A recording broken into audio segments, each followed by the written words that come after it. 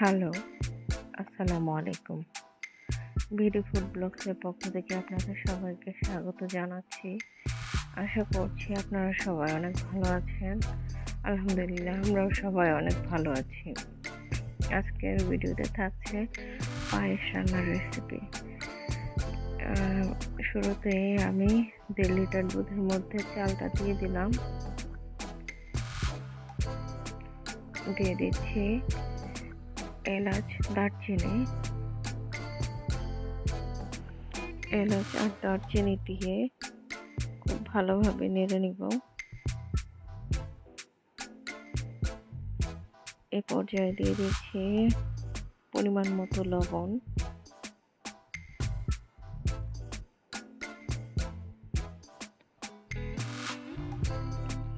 আর এখন অপেক্ষা করব চালটা ফুটে আসা পর্যন্ত।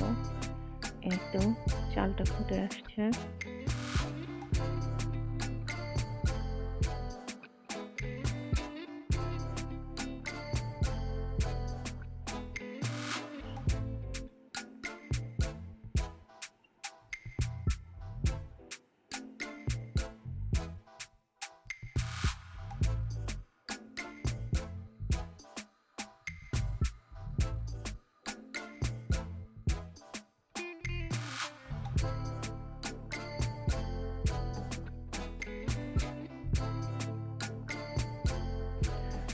চালটা খুব সুন্দরভাবে ফুটে আসছে।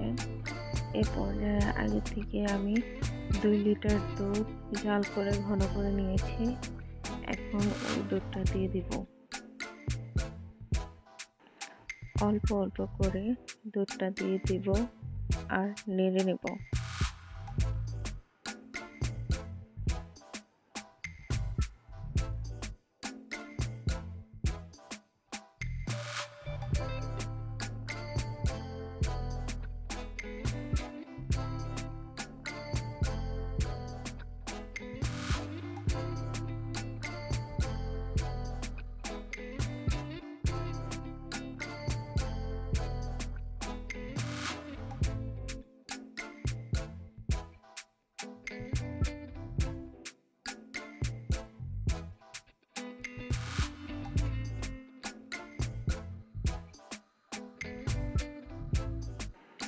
দুধটা খুব ভালোভাবে মিক্স হয়ে যাওয়ার পরে এই পর্যায়ে দিয়ে দিব খেজুরের গুড়, যেটাকে ঝোলা গুঁড়ো বলা হয়।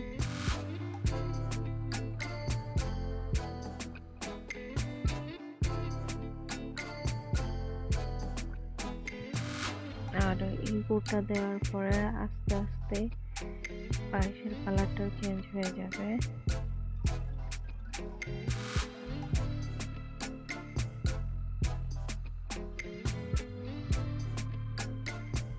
দেখতে পাচ্ছেন কি সুন্দর একটা কালার চলে এসেছে।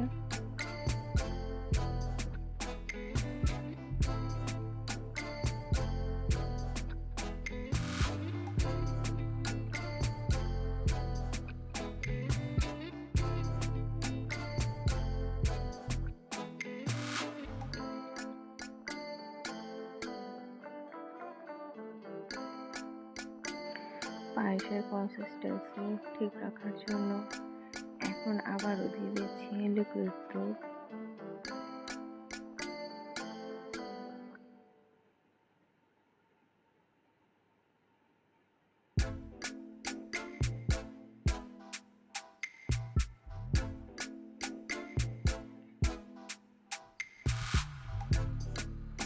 এই তো আমাদের পায়েসটা হয়ে আসছে।